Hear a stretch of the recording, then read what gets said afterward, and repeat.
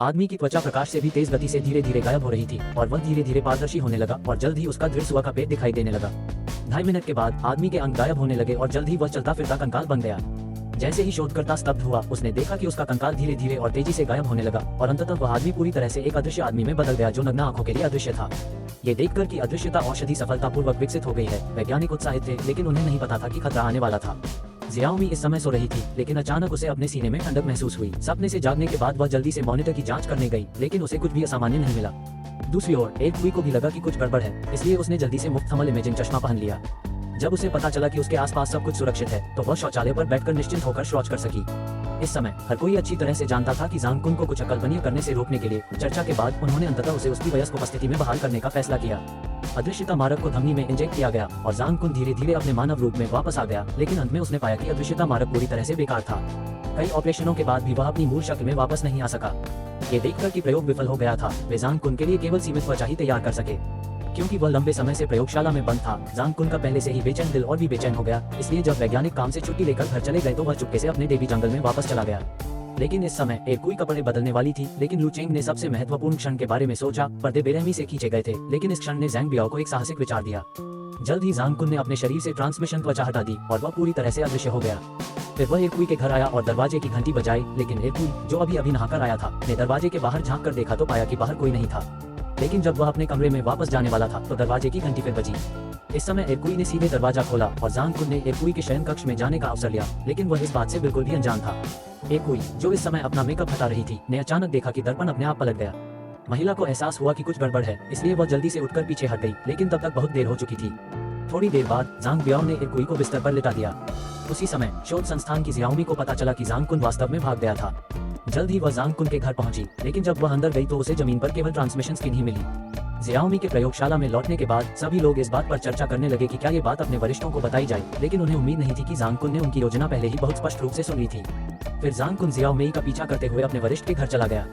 जब नेता घटना की सूचना देने के लिए फोन करने ही वाले थे तो अप्रत्याशित रूप से फोन लाइन कट गई। स्टीम का दरवाजा अपने आप खुला देखकर नेता जल्दी से बाहर की ओर जांच करने गया और फिर अदृश्य जांग कुन ने उसे सीधे स्विमिंग पूल में धकेल दिया और फिर गर्दन से उसका गला घोंट दिया। थोड़ी देर बाद नेता को उसका लंच बॉक्स लाने के लिए भेजा गया और शियाओमी को, जिसने ये समाचार सुना, जल्दी ही एहसास हो गया कि चीजें इतनी सरल नहीं थी। फिर उसने तुरंत सभी को पीछे हटने के लिए तैयार होने के लिए सूचित किया, लेकिन अप्रत्याशित रूप से सभी पहले से ही वध किए जाने वाले मेमने बन चुके थे।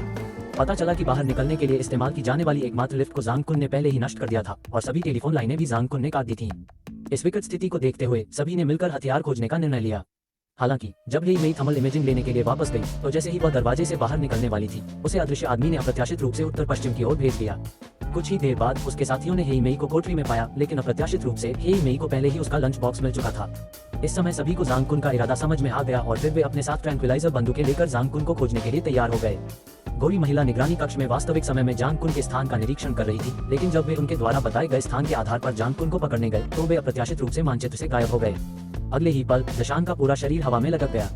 उसके बगल में खड़े उसके साथियों ने ये देखा और तुरंत जवाबी हमले के लिए अपनी बंदूकें उठा लीं। जैसे ही उसके बगल में स्थित भाप पाइप में छेद किया गया, जांग कुन की स्थिति तुरंत स्पष्ट हो गई। ये देखकर कि उसके लक्ष्य की स्थिति उजागर हो गई है, उसने तुरंत दशान को जमीन पर गिरा दिया और मौके पर ही एक डिब्बा भोजन प्राप्त किया।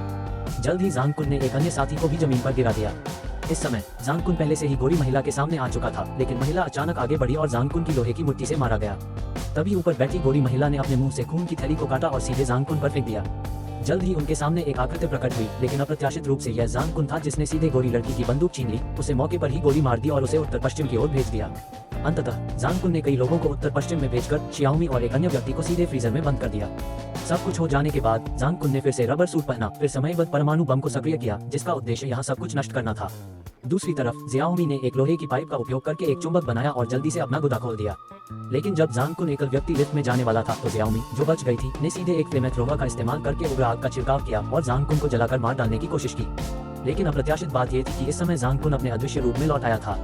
इस क्षमता की मदद से जियाओमी और दूसरे व्यक्ति ने फिर से लड़ाई शुरू कर दी, लेकिन इस महत्वपूर्ण क्षण में उसके साथी अचानक प्रकट हुए और सफलतापूर्वक जांग कुन को जमीन पर गिरा दिया।